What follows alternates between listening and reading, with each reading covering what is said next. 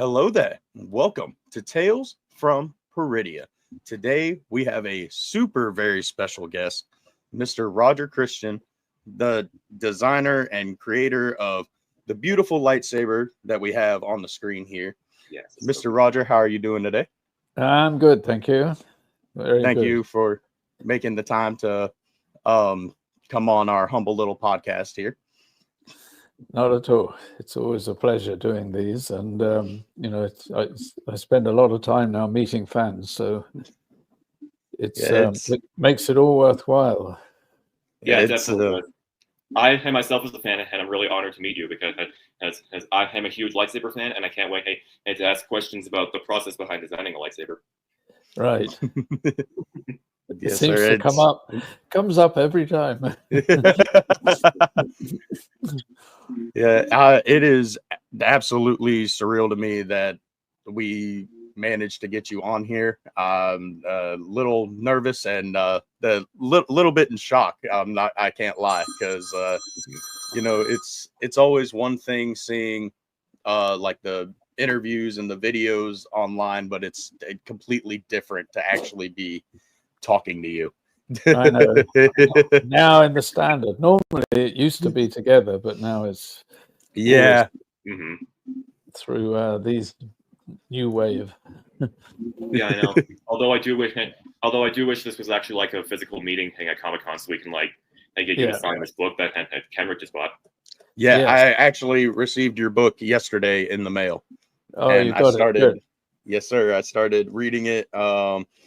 It actually just got to the part where George showed up on set to kind of look around on the movie you were working on. Right. But I'll let you tell the stories, obviously. Yeah. That's the new version, though, with George on the cover, and George wrote the forward for me.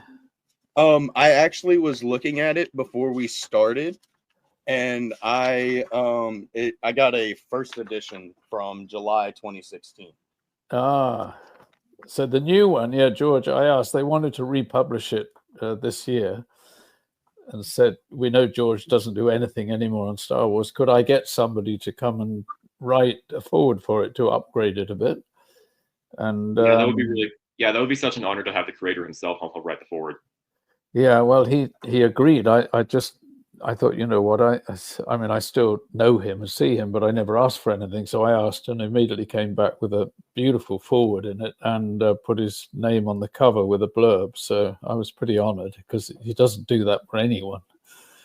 Yeah, so I guess it was like a once in a lifetime thing. Yes. So you'll have to get another one now.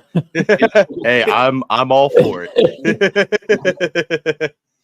Okay, so I guess obviously we'll get into the first question / story time.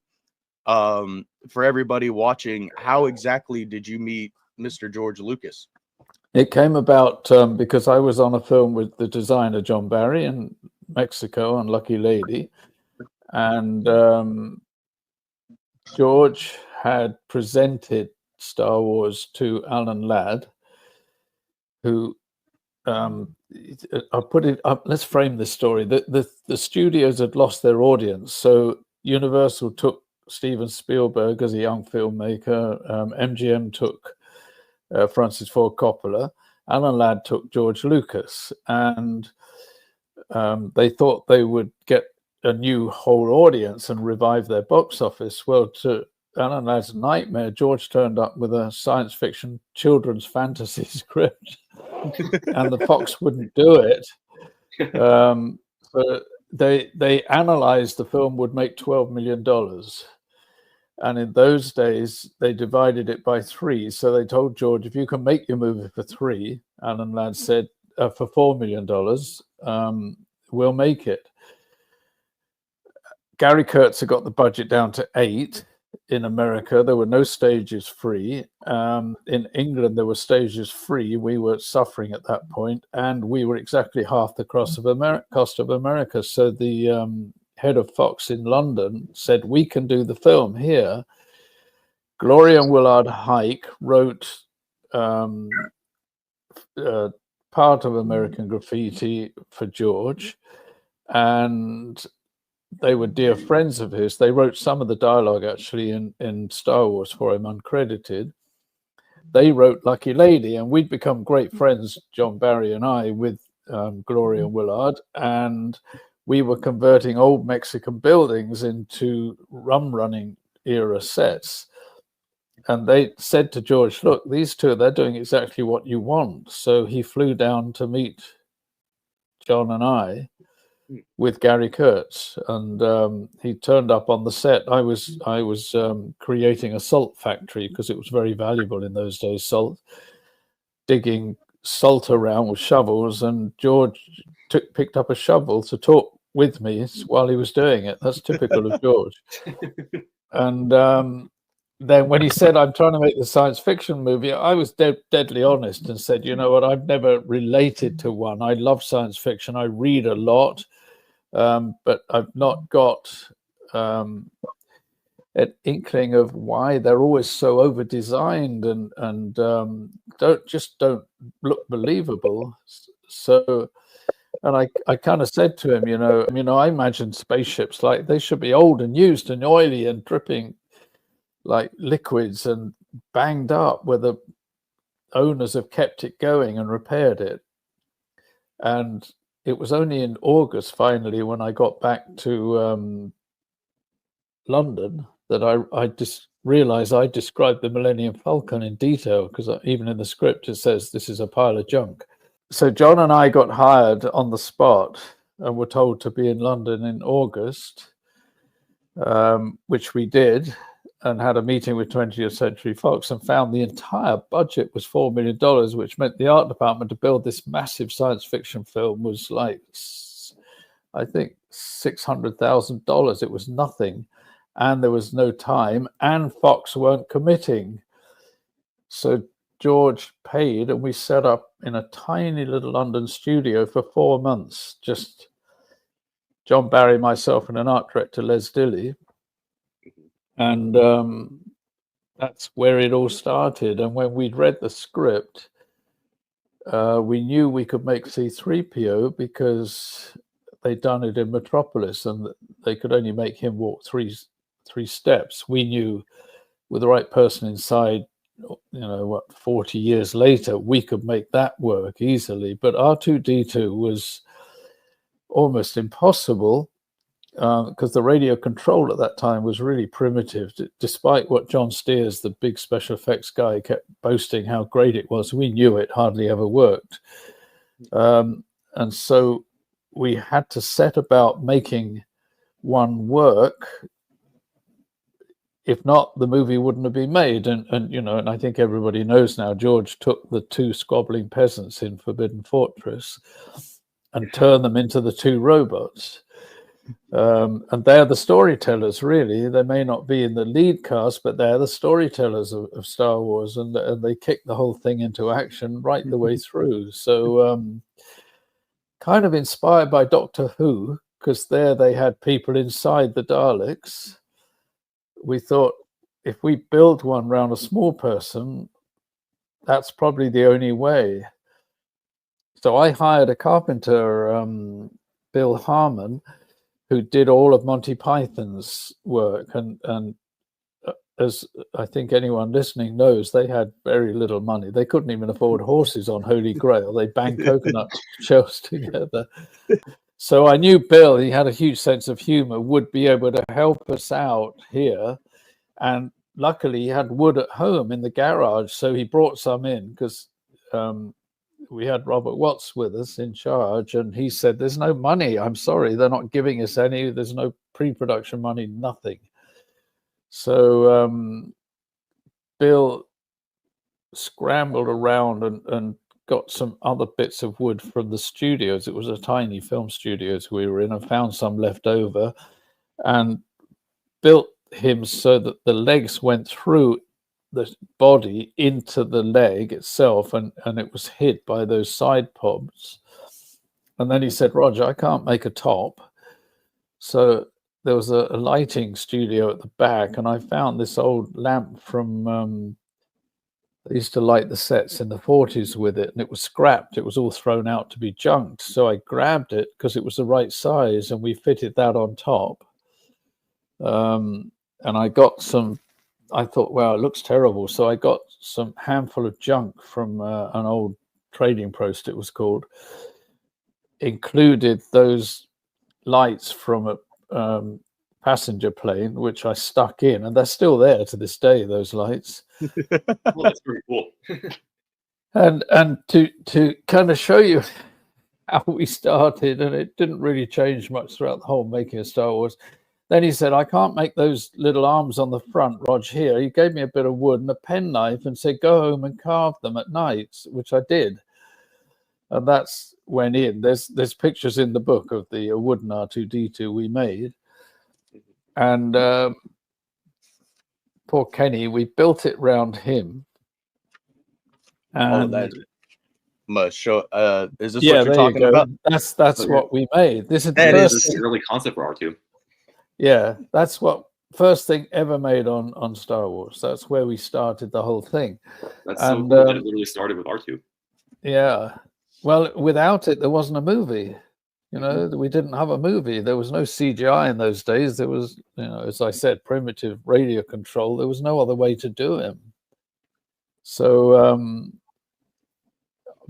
we tried, and Kenny could not move the legs. And then Bill and I, we had an idea. We stapled his boots inside the bottom of the legs, and he put them in there. He couldn't even shuffle still.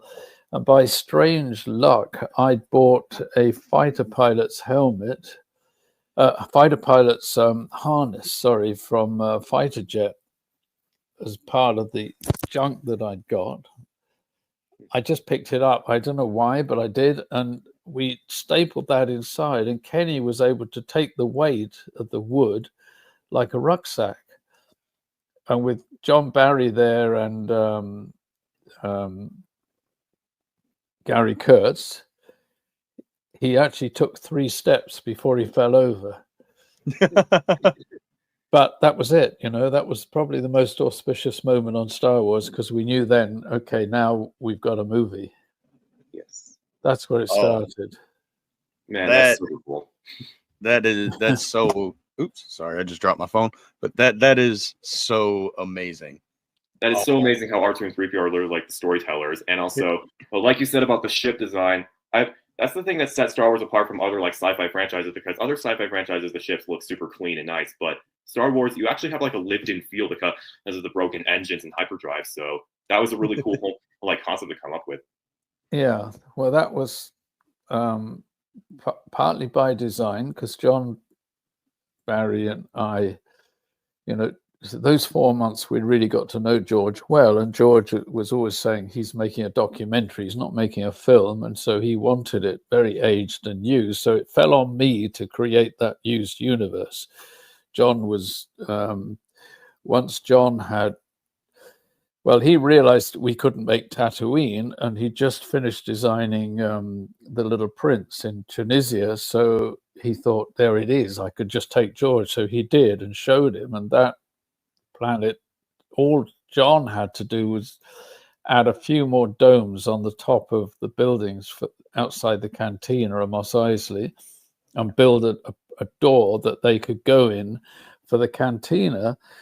Other than that, and the moisturizers were stuck in, it was all dressed, and we put the moisturizers, we only had about 2, and we traveled those around with us wherever we went. And he had to build the desk of the sandcrawler, and you know, that was the biggest probably set we had to do, and everything else was there, and George saw it and embraced it.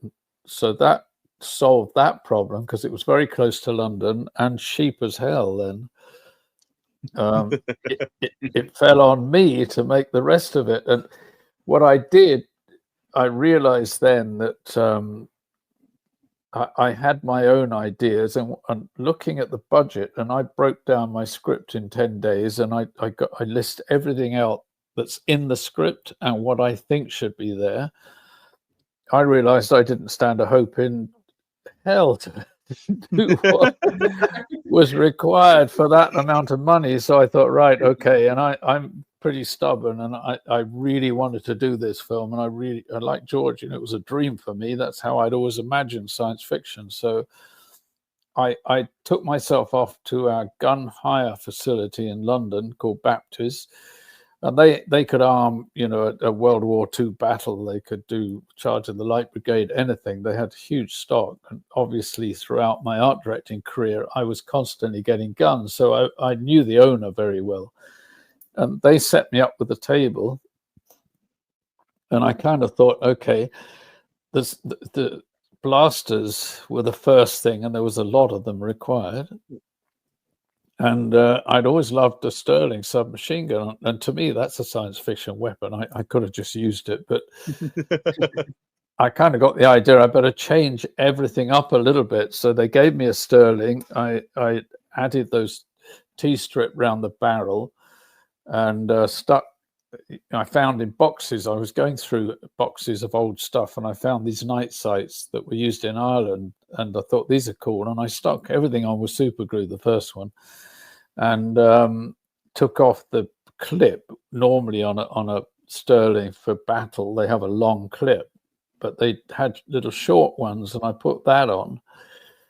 And the huge thing is, you could still fire this gun. You got a blaze out the end and a smoke and everything, and it kicked. So I thought, okay, that'll do that. And my thinking was that I knew I couldn't. I knew I couldn't go to the workshops at that time. We weren't in EMI studio, so there was only us, and I didn't know how long, but I knew we were going to start shooting in March, so there was no time to build anything. Plus, I knew with these guns I could rent them, stick my bits on them, and then give them back at the end, so that it was cheap. And the main consideration for me was Han Solo, looking like a Western kind of gunslinger in space, and as soon as I kind of searched around and found the Mauser, which I loved. I think this is and it had a wooden stock. Yeah. So it's such a beautiful gun. So I added a flash hider on the end of it and stuck more sights on, and that was the phone call I then had to make to John Barry. And I said, look, I'm in Baptist, this is what I've been doing, you better bring George here. It was the moment really where once he saw it, I knew if I was on the wrong track, maybe I'd be fired, or I was on the right track and it would be okay. And George came and just loved them and saw what I'd done. He stayed with me. Actually, he got his fingers covered in super glue with me. We made Princess Leia's gun together out of that practice pistol. That kind of started the entire idea of using everything, not making anything in the workshops, but using, and we kind of carried on trying to, we had a one sculptress with us, Liz, who sculpted C-3PO's heads, which again, John Barry was kind of pressing on what was going to be urgent as soon as we did get the money to start. That's an interesting little story there. It was all we had, because George never said anything. George had written the script. He expected us to do it and give it to him. That's the way George works. He hires the right people and we'll figure out how to do it. But he did have 6 Ralph McQuarrie paintings, which are absolutely stunning. And they are. Oh yes, Ralph McQuarrie is a beautiful artist. Well, to me, he's the unsung hero of the entire Star Wars saga. I mean, he totally is, because he designed him like the first. Was it Ralph McQuarrie who designed like the first like sketch for Darth Vader's helmet? Yes, everything is in there. Yeah, cool. Everything. Even now, Doug Chang, he told me whenever he's stuck for a design on the new movies or the TV series, he goes in the files and Ralph McQuarrie's already designed it. Yeah, find it. He's very underappreciated. Yeah, he is. Anyway, we gave, I think Bill Harmer built 10 or 12 sculpting stands, and a load of clay heads, and it came down to 2. We'd all stand around and talk about it, and then we got down to 1 who kind of based on Ralph McQuarrie's, and it had the little slit eyes like Ralph McQuarrie's had. And we were looking at it, and it wasn't right. And George was there, and always in England there was a tea lady. You didn't have those in America, but we had tea ladies. They come round with a trolley in the morning with a big urn of tea and mostly sausage and egg sandwiches. So there was Bill and Liz had bought some, and there were some pennies, old English pennies on the table. And George picked one up and he stuck it in the clay and stuck the other one in, and there was C-3PO. So his eyes are exactly the size of an old English penny. Oh, shoot. Oh, I didn't know English pennies were that big. Yeah, the old ones. Oh, That's really man. cool. That's how C-3PO came about. And George had always said, that was a female, but he wanted C-3PO to be male. That was the difference. Oh, yes. I get it. But they're very similar. Well, it's inspired by Metropolis. Mm-hmm. And the other thing that was completely impossible was the land speeder.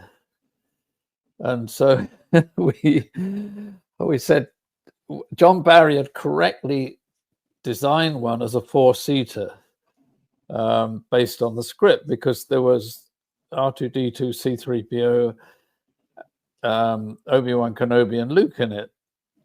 And so we said to Bill, we got to mock up one of these. And so he said, well, I've got some more wood and some bits of old polystyrene at home. We figured out if we built it on a 3-wheeler chassis, at least we'd hide 1 wheel. Mm-hmm. There was nothing, but Bill had some wheelbarrow wheels in his garage. We built it on wheelbarrow wheels, the first one. Yes. And when George saw it, said, no, it's too big, and John said, well, I've designed it for the script. He said, no, I think Luke should have a little old battered speeder like a kid would have, 2-seater. Yeah. So I think Bill actually built 3 of them and stuck on the wings. And the final one, to make this work, they special effects boys who weren't on the film yet, but they had a workshop. They had a Volkswagen chassis, that the ones that the hippies used to go to India in, and they cut the top off and they brought that down for Bill. And Bill cut the front off and cut a motorbike in half and stuck the handlebar on the front of it. George watched him welding it and said afterwards, Bill always said, he looked at me and said, Bill, that's the worst bit of welding I think I've ever seen in my life. Bill, being funny, said, yeah, well, I'm a carpenter. I didn't claim to be jack of all trades. So anyway, that with a steering wheel, they tried it out with George and Gary watching. And for some reason, Gary Kurtz's wife was there, Meredith. And of course, this thing was impossible to steer, and it crashed into the wall. The wing fell off, and it was classic from Gary Kurtz's wife, who said, wow, this sure ain't Hollywood, is it? But that was the proving ground for, okay, this could work. And when we got into the studios, they did try a hovercraft. It was completely uncontrollable at that time. That didn't work. So it was just, decided a 3-wheeler was the only way to go. And there was no time to make it for us. John Barry was so busy and everything. It was farmed out. I'd seen tiny little cars on the road called Ogles, and their factory was very close to EMI. And by chance, they had worked on the Reliant Robin, which is famous in Mr. Bean.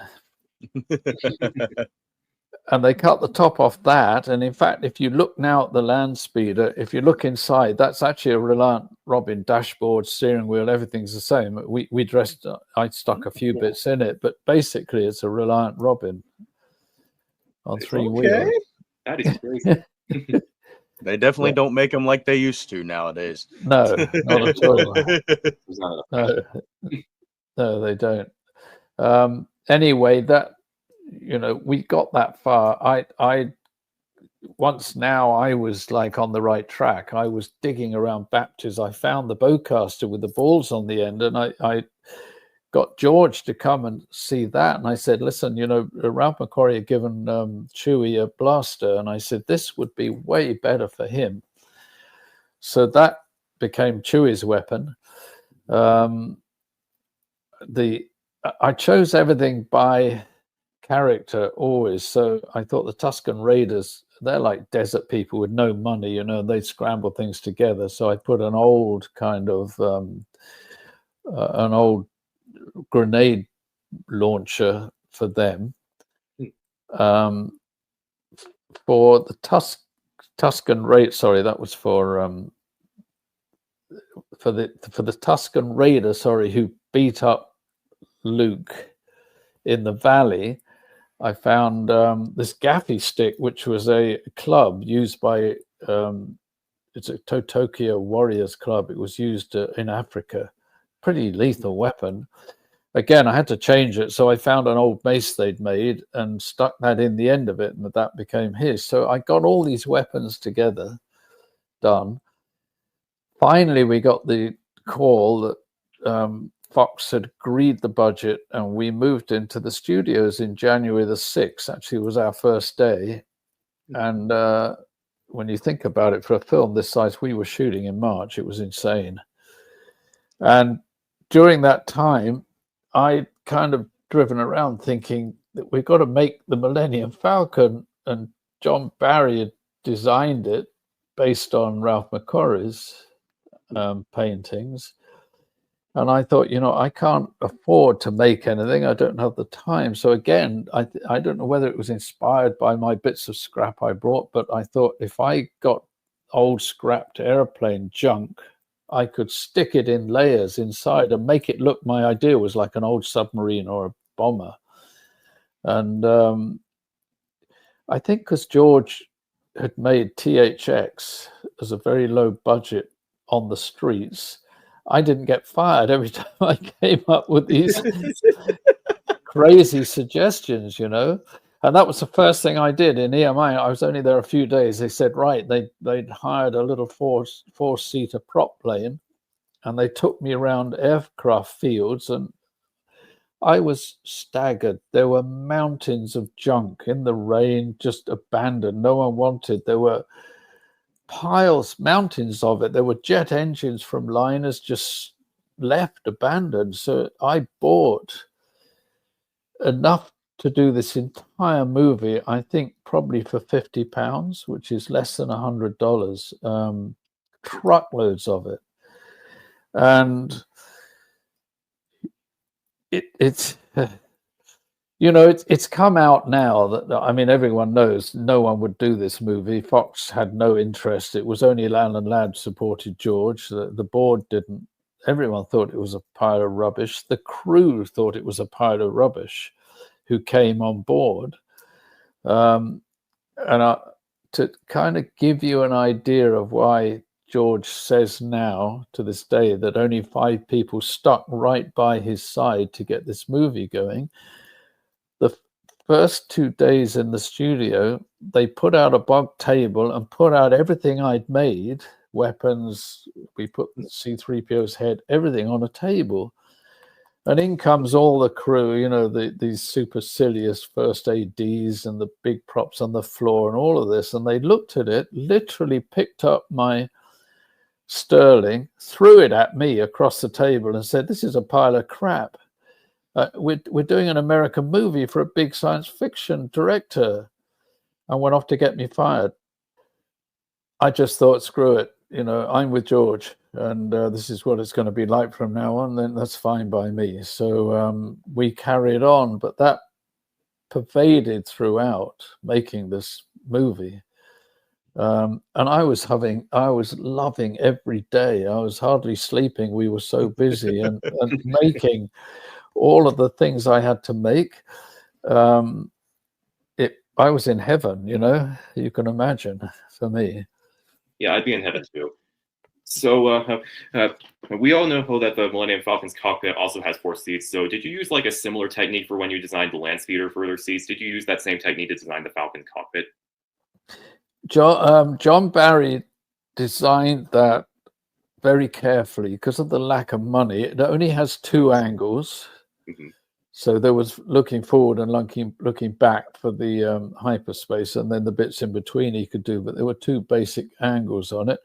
It had to move around, so John built it on truck tires, and 4 grips had big, huge wooden beams, and they would bounce it up and down like this to make it move. It was pretty primitive, and it was made as a set.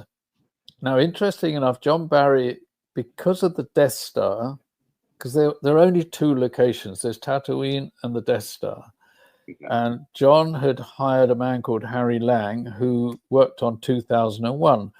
And George showed the crew, trying to get them to understand 2001, and said that's the kind of Death Star technical aspects. And then he showed them Once Upon a Time in the West, Sergio Leone's movie, to get them used to the dusty Western look that he wanted.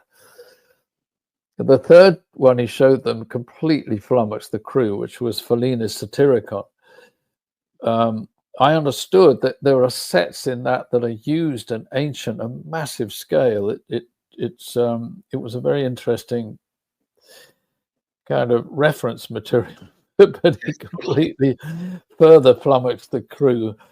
But so Harry Lang, he had him draw up the Millennium Falcon properly in the draftsman's in the studio art department, because they were working then, and so he would do it. He was doing it all beautifully and carefully, and I kept going down to him. Don't forget, I was like a student, and George, and I'd come from art school, so I had the hair down my shoulders and Cuban boots and watched alternative movies and stuff. And I would go to Harry, who was very proper, and say, Harry, I'm going to mess this up, don't you?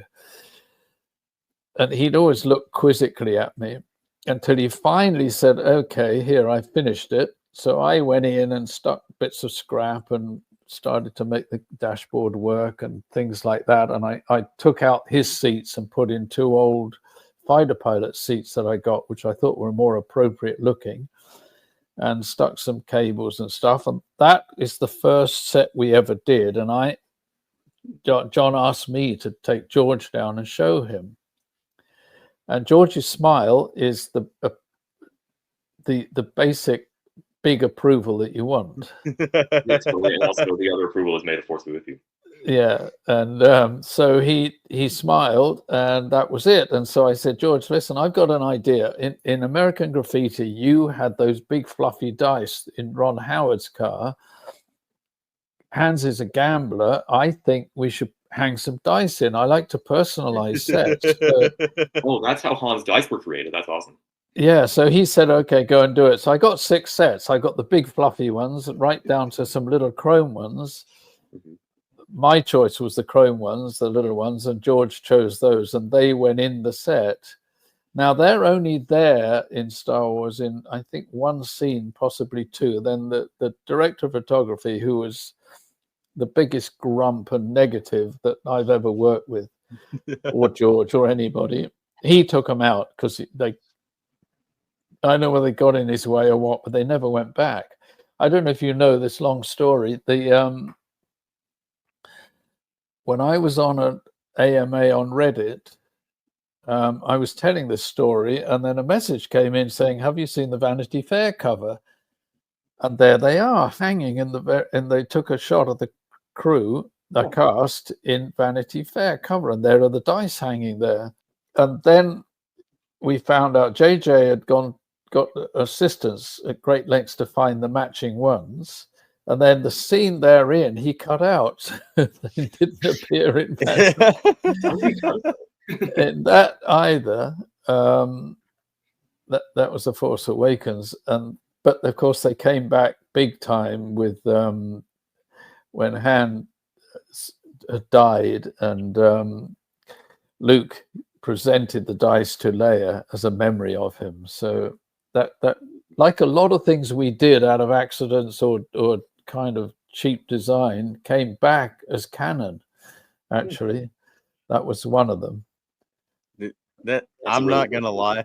I would have loved to see the Millennium Falcon with just like a nice big pair of pink fluffy gambling dice. It would have looked so hilarious, bro. Like, I get why you went for the other design because it feels more in universe. Yeah, it would have been funny. It really does. It would have been funny, yeah. Yeah, there you go. But you know, my favorite set I think we built was the Hold. Two things really. The Hold that I had to do, which the hangar bay ate up my scrap. I was buying more and more of this aircraft junk, and for weeks we were building it, adding it in, and honestly, it looked terrible. I was just praying no one would come onto the set to see and, you know, think, wow, what is this kid doing? This is not going to work. But it finally came to light, and it really looked like a real ship once it had got to that point. There is another funny story there. When the master prop, Frank Bruton, was one of the very few people who really supported us. And Frank did David Lean's movies. He did Stanley Kubrick's movies. He was a giant in the industry. And he came and so I was called Boy. He said, "Boy, what do you want me to do?" So I said, "Strip out this prop room. There's no curtains, there's no furniture, nothing like that. I'm going to get in a lot of aircraft stuff, and we need to strip it down and make the sets out of it." He did that. He came to watch when the first truck, a massive truck loaded with my scrap, and there were jet engines all tied on with rope. It was backing in, and I'm standing there watching it, praying. I was crossing my fingers going, I hope this works. And then Frank didn't even look at me. He just said, "You know, you're mad, Boy." And I realized, well, yeah, maybe I am. But see, Frank, unlike the others, said, "Okay, Boy, in my office in 10 minutes, you tell me what you need me to do and we'll get it done." And that's what we did. I told him, I need tools to break all these engines down. I want everything built, made into its original pieces, and we're going to use that to make the sets out of. I'll make props out of it, all sorts of stuff. And I had a buyer then, so I told him, "Buy me anything you can think of, old camera gear that's broken, buy me calculators, anything you can get your hands on. I need. I don't know what I'm going to use it for, but I need to be able to find shapes that would work." And I realized too, with all the pipe work we needed outside the Millennium Falcon and inside, I bought drain pipes, I bought water piping, PVC, which was cheap. I had layers of it like that. And that really is the basis of how I did everything, really. And it kind of worked, thank God. So the whole room, I was immediately thinking about the Death Star's hangar bay. Was that completely made out of scraps too? Mm-hmm. That's really everything cool. He built. See, John Barry went to, after we'd seen George in Mexico. This film was so massive. We went way over schedule, right into the July, like heat in Mexico was unreal, and there was no sanitary. It was really rough. Quite a few of us got paratyphoid. I was the worst. I was actually, they thought I was about to die, and I pulled through. And this kind of set the tone for for what we were doing. And I've lost my train of thought now. Where was I talking about? I think the business of Tatooine, which was very like Mexico, it was very like this rough world. Oh no, sorry, I know what I was talking about. Let me go back. So at the end of the film, John Barry flew to see George. Actually, where he was living in San Rafael. And he met Ralph McQuarrie because George had got Ralph to paint things as he came up with. You know, I think you probably know, he one day said to Ralph, I need a creature who's about 7 foot tall, looks like my dog Indy, who's a big, rough dog.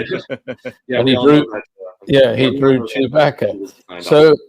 So John Barry said, look, as far as the hangar goes, we obviously can't afford it.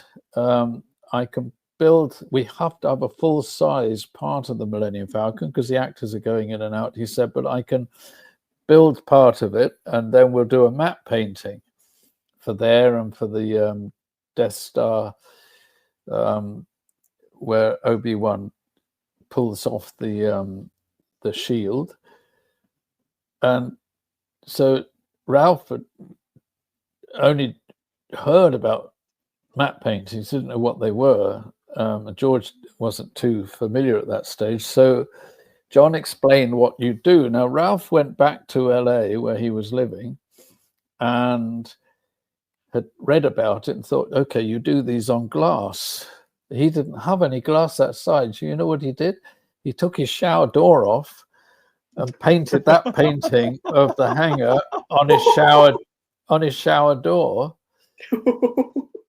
There's more to this story. He then had to get it up to San Francisco where they were working, and he had an old car, and he tied this whole shower door to the top of his car and drove it himself. This gives you an idea of how Star Wars was made. These are the stories that are real, you know? He had a lot more faith in that than I ever would have had in my entire lifetime. Yeah, I would have been so scared. I know. He's an artist, but you just think, well, I've got to do it. You know, what do I do? Okay, then I'll tie it on the top and do it. Visionary creates the most beautiful designs ever. Yeah.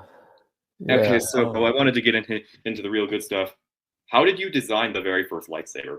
So this one eluded me, I have to say. I kept looking through my junk and bits and pieces and everything, and I couldn't find anything, and I knew I didn't have time to make it. And it actually came about because of Luke's binoculars, the bino bins as they're called. I had some broken down camera bits, a UMIG and a stills camera that had a flip up lens on the viewing on the back, and again with super glue I stuck them all together, and I thought, well, this will work, but I need to make it look like binoculars. So I went to buy 2 lenses, cheap ones, and stuck them with super glue on the front. And while I was in it's called Brunnings, and a friend of ours managed it, David French, I bought these things, and I said, David, have you got any? I've got to make this weapon. I'm not sure what yet, but do you have anything? And David, and in the documentary I'm just finishing now called Galaxy Built on Hope, I've actually interviewed David French about all of this story, so his side of it. But he says he remembers when I came in the store and asked for this.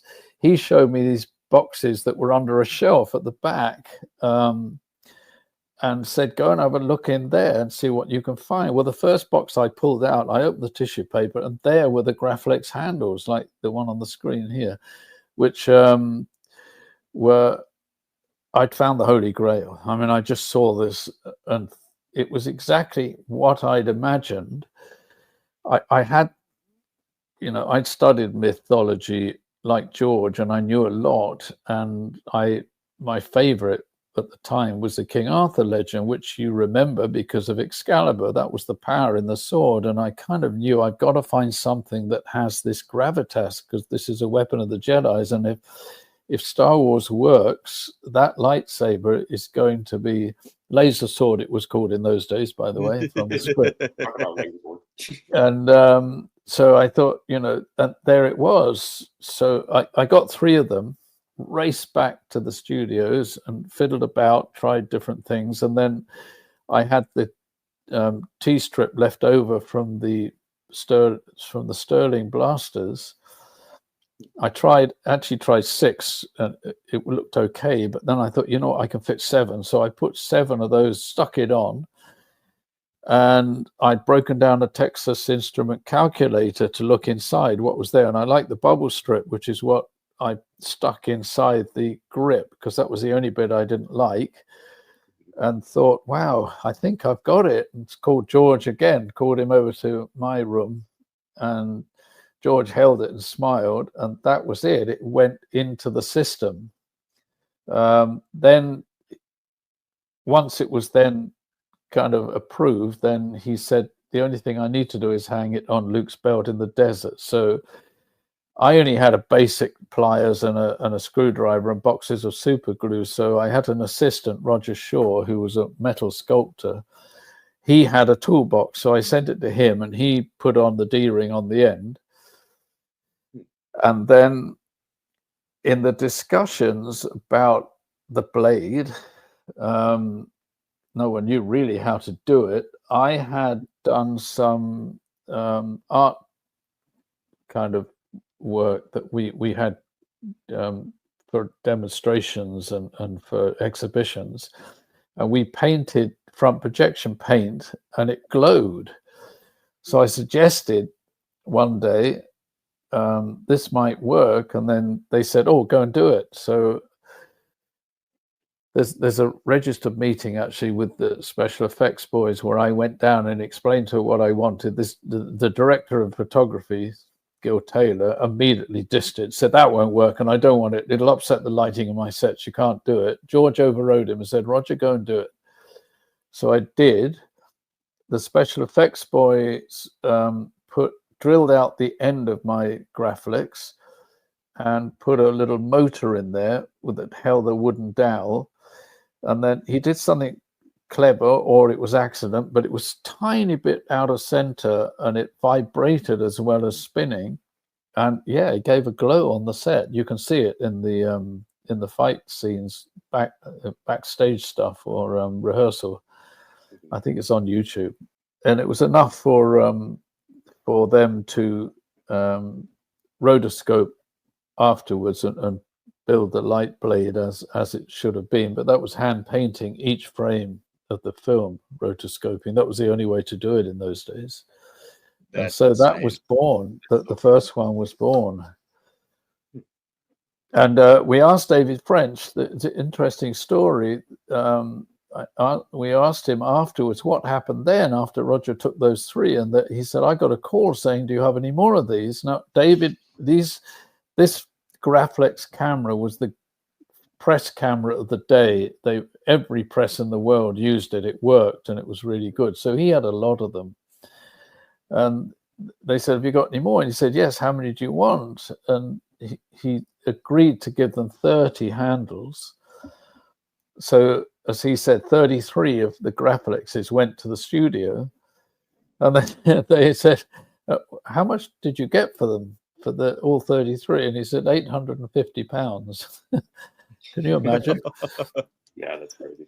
And afterwards, David always says, I completely wrecked his business, because he's still renting them out. He said, I can't get any more now. They're all like stupid prices. Every fan wants them. So there we are. So, yeah, that's a really cool story. So we know how that Anakin's lightsaber was made out of a Graflex handle from a camera. So how did you design Vader's lightsaber? That one, like I'd done the weapons, I wanted to make that one look like the Death Star. So it should have that kind of cold, engineered feel. So they actually used the basis, my Graflex handle as a basis, but then the effects boys, they actually made up the end. So it looked like it was specifically designed and engineered.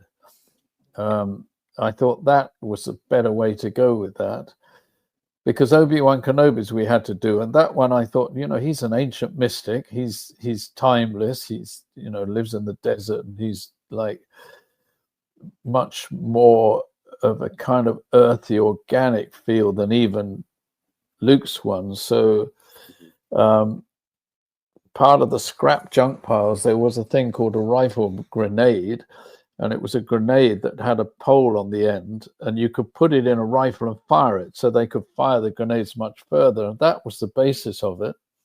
There's a bit of my Graflex in there. There was a piece of a Derwent jet engine that we broken down from the jet engines that fitted. I mean, whatever you put together to work. Yes, and there's a bit of an old machine gun in there. The funny thing is, the on the end, what just happened to look right was a faucet, what we call taps. I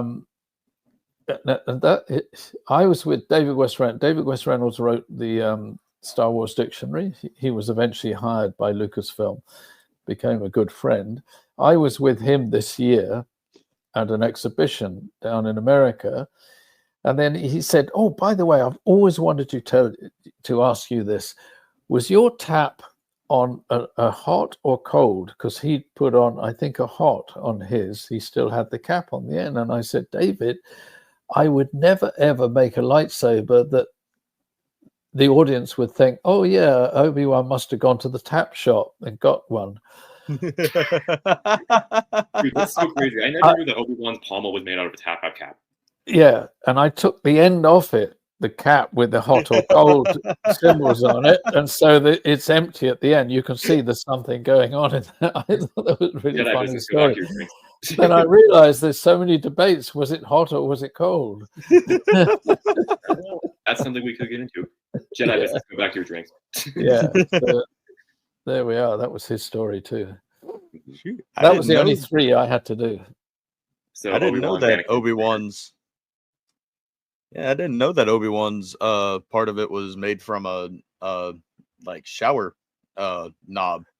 No, it's a tap. It's a basic water tap. Sorry. Yeah, that's crazy. Yeah, but I've always known that it was made out of a grenade grip. Yeah, that's there, but there's all these different bits in it. There's a funny story, actually. I was reading it the other day, but one of he's the most known maker of replicas. He could not find those taps anymore. He happened to be in London, and he went to a Mexican restaurant, and there it was on the bathroom. Do you know what he did? He realized he couldn't go and ask for it or take it or steal it. So he went to a plumber's, bought a tap that would work, the top, went back to the restaurant, took the tap off that he wanted and stuck another one on it and never told anybody. So, see, I love these stories. I just think this is Star Wars, you know. Yeah. Oh my gosh. Yeah, I love hearing all these stories about how all the iconic Star Wars props were designed, but that's a really cool fact that I just found out that the saber was made out of a Mexican tap. Yep. Dude, that's awesome. So I guess my next question for you, Mr. Roger, would be, so what would your best advice be for somebody who's wanting to get into, like, I guess, prop designing or just like working on movies in general? I think for prop making, if you want to go at that, you just have to do what I did and just stick stuff together and make things, you know, and come up with your own design. Like, if you could see this, my son is 11, so he said, "Oh, I'm going to make you a lightsaber, Dad," and he made me one out of Lego. That's really impressive Lego saber, which I've kept. And there's a lightsaber, you see. So I think that, you know, it's when you get to the end of my book, and I wrote the book really as a mentorship. It's not just look what I did and how great I was. It's nothing to do with that. It's how to succeed when everything is against you and nobody's really helping you, and what you've got to do. And the last line in my book, when you get to it, says, "Don't let anyone tell you you can't, you can." So I kind of found my own vision somehow. And writing the book, I had to really go deep inside. It took me a year, and I thought, where does this come from? Everybody asks these questions. And I remember, I think I must have been 7 years old, and I was always aware that my dinky toys looked too shiny and new, so I would paint them down a bit. And I had a little cheap camera. I would go in the garden and try and photograph them and make roads and try to make them look real. So I obviously had an instinct that way. And I always preferred movies where I didn't have to think about how they looked. It was more about, did I believe in them? And so I think, you know, all you can do is, and this is all related to the book and to the hero's journey. You know, we are all Luke Skywalker. The hero's journey is the journey of Buddha. It's the journey of Christ. It's the journey of all of these. It's how you have to find yourself and follow your own path and then do it. That's the hero's journey. That's why George wrote this. That's why it resonates with everyone on the planet. It doesn't matter who you are, what genre, what breed or creed or country, whatever. It doesn't matter. We're all the same. And I think you just have to find your way, you know. I knew nobody. This wasn't a privileged kind of start. I was given orders by my father to be a doctor, a priest, or an architect. That was it. I would have none of it, and he wouldn't speak to me for years. They wouldn't give me any backing because I was going off to do this stupid job. But once I'd found what I wanted to do, and the film that kind of, I got out of school because I hated it. I got into art school, and I was doing my schoolwork at art school. And my mate had bought this old Mark 7 Jag, which were beautiful, huge things, but he paid like £40 for it. No one wanted them. And we drove to London, and I watched Dr. Zhivago in a big theatre in London, which I'd never seen before. And this film just literally blew me away to the point I almost left my body. And I thought, wow, that's it. This is what I've got to do. That film is masterwork by John Box, the designer. And I thought, this is what I got to do, you know, and I found my way in somehow. And the first job I got, and this is where destiny strikes, was tea boy making tea for John Box on Oliver. Pure accident, pure just fate, you know. And I think, you know, I'm well nearly finished another book called We Can All Be Heroes, because I recognize this, and I realize for everybody, first of all, you've got to find out who you are, what your love is, find your voice, you know, and follow that. Sounds easy, it's not. When I think back, you know, the accidents or destiny, whatever happened, led me on this path. And you know, and even with Star Wars, my interview, I was interviewed by Charlie Lippincott at the time when John Rinsler wrote The Making of Star Wars, that my interview had been lost. So I was unknown.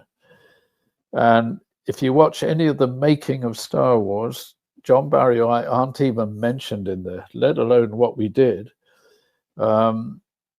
Which is why David West Reynolds, when he became head of literature at Lucasfilm, had kept writing about all these props and objects and could not find out who did it, who was this person, until I was directing second unit on Phantom Menace with George, and I was at the ranch. And David came rushing down and saw me and said, "Oh my God, I've got to ask you all these questions." And from that, we became great friends.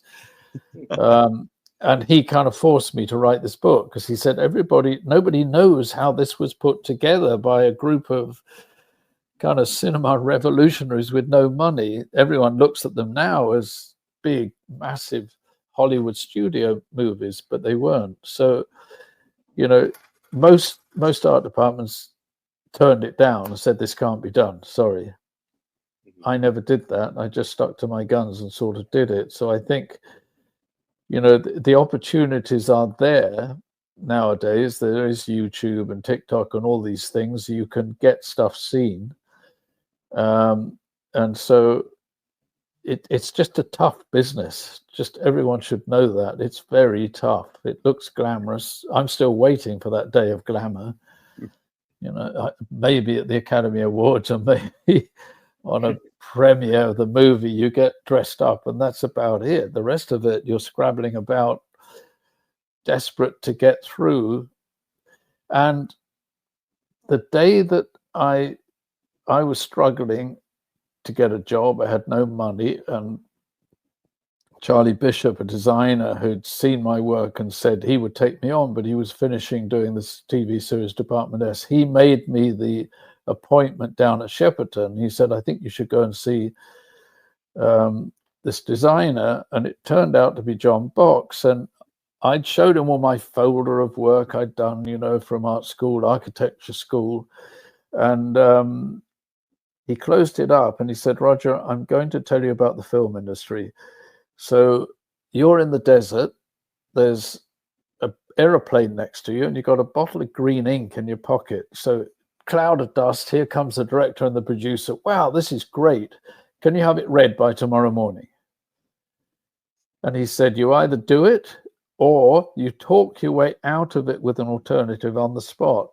That's the film industry, and that stood me in good stead. And I think it would for everybody, anyone who wants to come into this business. That's, you know, I don't think it ever changes. However much money you get, even James Cameron is still never enough money to make what he wants to do. So, but it's a fantastic business to be in. I mean, I just think, wow, my life, I've had an amazing time doing, you know, with doing that and Alien, Life of Brian. I've done some other fairly revolutionary stuff. I've tried to keep going, doing different things. And now, you know, I don't know if you saw, but I joined Theory Sabers, and he suggested to me that everybody wanted an origin saber. No one's ever been able to do it. And I'm allowed to do what I want with Lucasfilm. I'm still family. I still go there. I know George, everything. Disney are a different matter. They let me do most things, but you never know. So he had suggested I do an origin saber, was right what I did myself to create the lightsaber out of my imagination before it went into the studio workshops. And so we did my origin saber. That went up for sale. We did 200 special editions numbered, and I signed them, and it sold out in 3 hours. Congratulations. That was last weekend. I mean, I was just blown away, but I realized that you know, I had to come out with the book because, again, the publishers don't do anything. They don't publicize it. They just wait for people to come and find it. So last year I thought, you know, I've got to now start doing, I go to America, I do fan events, I do them here. I'm doing more and more myself because, not because it's me, but because this film is going to be studied in universities forever. It's unique on the planet. It'll never happen again. And George's ambition was to do a family movie, and every movie was for 9 to 12-year-olds. And I understand that and embrace it. And I meet so many parents and kids who come together at shows, and it's exactly what George intended. They have a wonderful kind of communication. And it's given them that. So I think he's given the planet so much. So I kind of get out on the road and do what I can now. And doing this origin saber was a kind of showed me that there is such a hunger in amongst the fan base to know what really happened, because it's never been told before. So I have a kind of responsibility now to do it. Because John Barry died very young. He passed away, sadly, when he was working on Empire Strikes Back. So I'm the only one that no one else knows how we did it. Oh, man. Oh, man, that's sad. I'm glad you're still around to be able to tell the tales, Mr. Rock. Yeah, I'll be around for a bit too. So I have a question about the origin saber at Theory Sabers. Did you design it in the hilt using the same technique that you designed the very first lightsaber? Because I know that Theory, he usually designs all of his saber hilts from this company called TXQs. But when you helped him design it, did you use the same method you used for the very first lightsaber? Yeah, it's the same one. As I said, I thought, you know, we make these things from what I first ever tried was I tried 6 of the strips around, because that's naturally what you would do. I ended up packing them into 7, so we did it with 6. No, I did. And my biggest thing on the first movie, I loved that red button when I saw it. It was never used. Luke had, it was, you know, with a stick stuck in the end of it, it was unstable and everything. And Luke holding it where he held it, he used my bubble strip to fire it up. If you watch in Obi-Wan's cave, that's what he does. So my big thing was I always wanted to see a lightsaber which was controlled by the red button, and the one from Theory Sabers, the button controls everything. That's awesome. Yeah, so that was you know, history coming alive for me from what I dreamt and how it should be. So things like that, they're pretty cool. Yeah, that is really cool. I always thought for sure that Luke always ignited the lightsaber from the red button too, but I know it's new from all the like the other props and toys and everything. It was on the bubble strap. Yeah, and that was never intended. It was just easier for him, and with the blade, it was so unwieldy that it was easier for him just to hold it and do that. Yeah, totally. Pretend, because no one knew in those days, what is this lightsaber? How does it work? What is it? Anything, you know, because it never worked. Right. Now I've got a lightsaber that works and it lights up and the blade lights up, and it's like, it's such a thrill for me, you know. It gives me a feeling of what all the fans go through each time. Yeah. So, I know you designed obviously the Origin Saber. What are your thoughts on like the Revenge of the Sith looking one that I guess George kind of changed and all that? This isn't from Theory. This is from Saber Theory. This is just the Revenge of the Sith replica. Yeah, because obviously it's different. That's better than my big peeve was. You know, I finished Star Wars. I designed the Nostromo and did all the interiors for Alien. Did Life of Brian. I designed that fully with Terry Gilliam. I'd had enough and I wanted to start making my own movies, and I'd written this Black Angel film, the short film, because we had short films in those days as packages. There were no adverts or trailers. It was just a 25 or 30-minute short film and the main film. And George, partly as a thank you, but partly because he didn't like the other scripts that were submitted. They weren't in line with Empire, the sequel. He triggered mine by guaranteeing to put it out in the cinemas with Empire. So the British government gave me £25,000 grant, which was available to young filmmakers. So I didn't do Empire. And John Barry was directing his first film, Saturn III.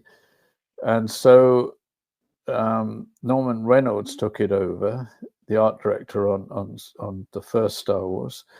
And he hired a set decorator who, in my opinion, and he was a dear friend of mine, but should never have been doing science fiction. If you don't understand the genre, you shouldn't do it.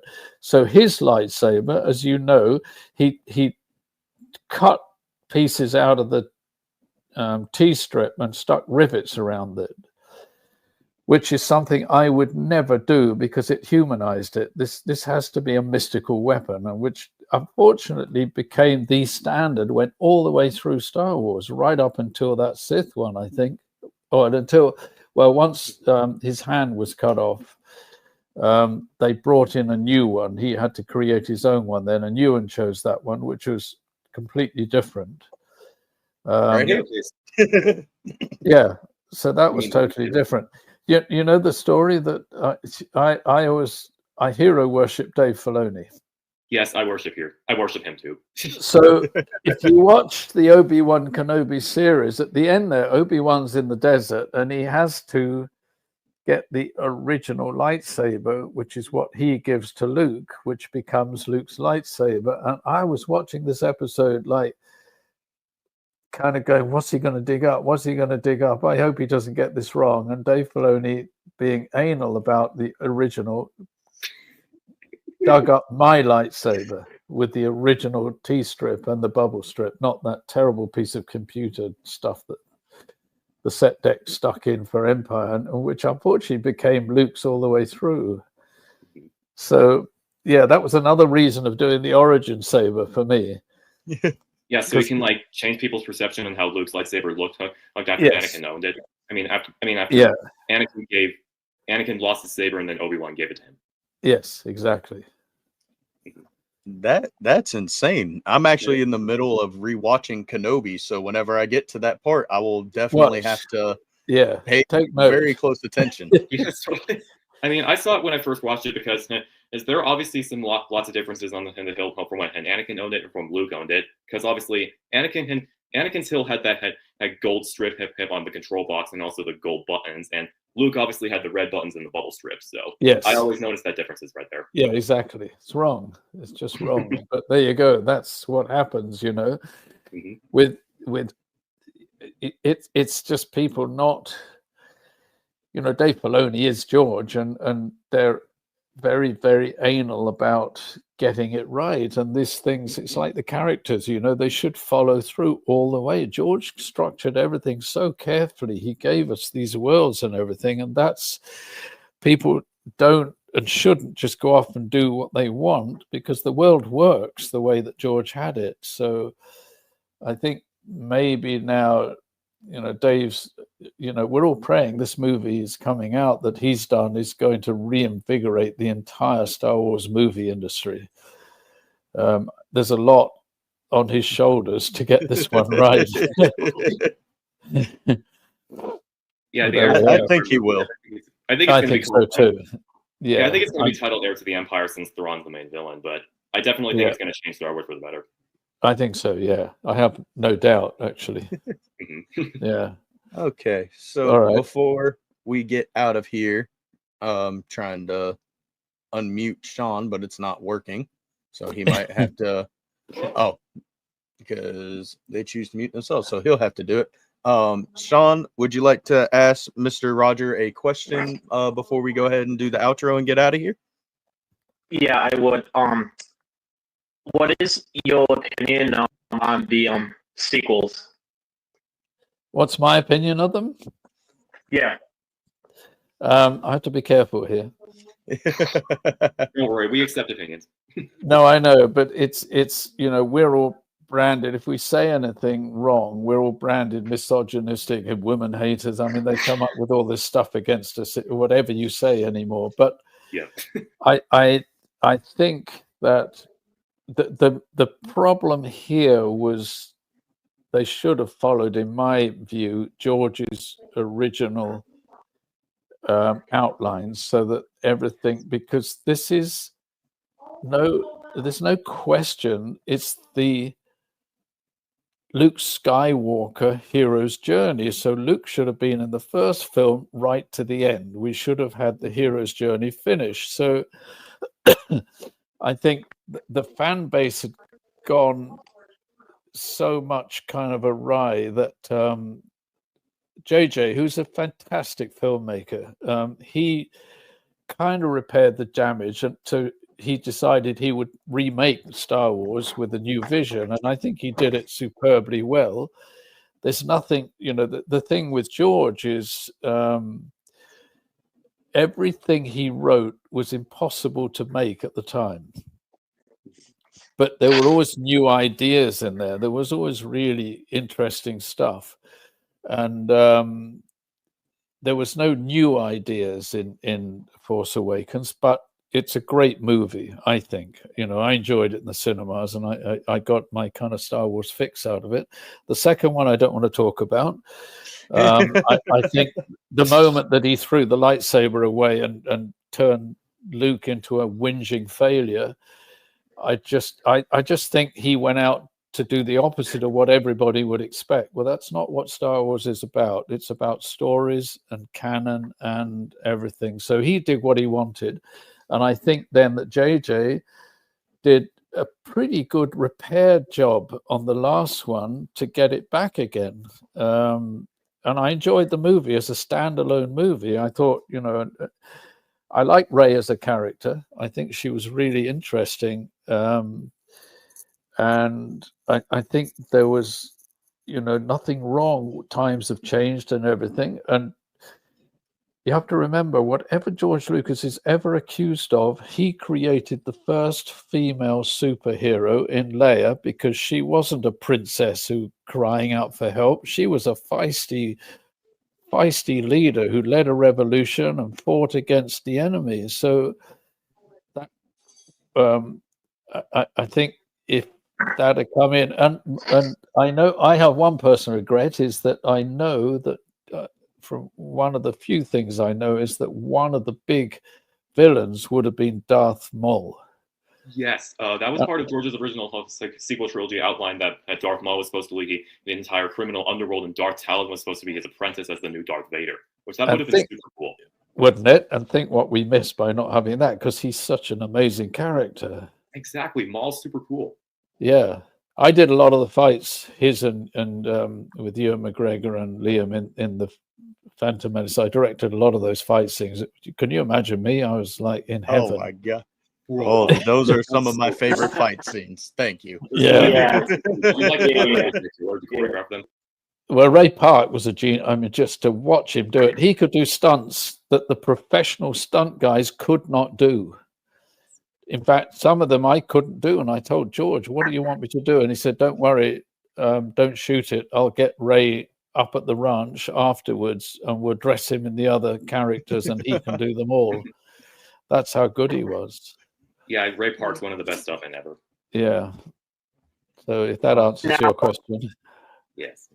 Now, I do have one more question. What is your opinion on Kylo Ren's lightsaber? I loved it. I just thought, wow, this is cool. When I saw it with those blades and the handles coming off like that, and I thought that's because on the very first film we made a rule that the light blades shouldn't go through each other. We followed the Kurosawa swords smashing into each other, and that was a very strong discussion that had to be had. So the light blades like that, and with the two little guards on the handle, that prevented you getting cut. And I thought it was really cool. That one I really liked. Heck yeah. Heck yeah, that's really cool. Well, thank you so much, Mr. Christian, for joining us on today. This was it's surreal. That's just the best way that I can put it. Well, they're all fun stories to tell, and I know people want to hear more and more stuff. So, I have to. If you're ever free in the future, I'd love to have you back on. Sure, anytime. You can totally come on and tell us more stories about how the props were created. Yep, I can do that. But you guys, the link will be down in the description. Go get your copy of Cinema Alchemist. It has amazing stories in it. I just started reading it yesterday, so I've got a good ways to get through it, but again, thank you so much. I'm at a loss of words, and this was just an awesome time. And very good. Thank you. Thank you. You all, and good. Yeah. Yeah. The book, people like it, so that's good. It took me a year to write. John Rinsler masterfully edited it. He was the head of literature at Lucasfilm and turned it into a book. So those are the real stories. That's how Star Wars was actually made. You'll get it all in there. Yeah, so I should definitely buy that book soon. Oh, yes, sir. Most definitely. But thank you, guys. Got the new one. George is in it. It's a very nice forward that he wrote. Okay, I'll be able to get the George 401. Yeah. Okay. Bye, thank you guys everybody. for watching this video. And have a good one. And may the Force be with you always. And may the Force be with you.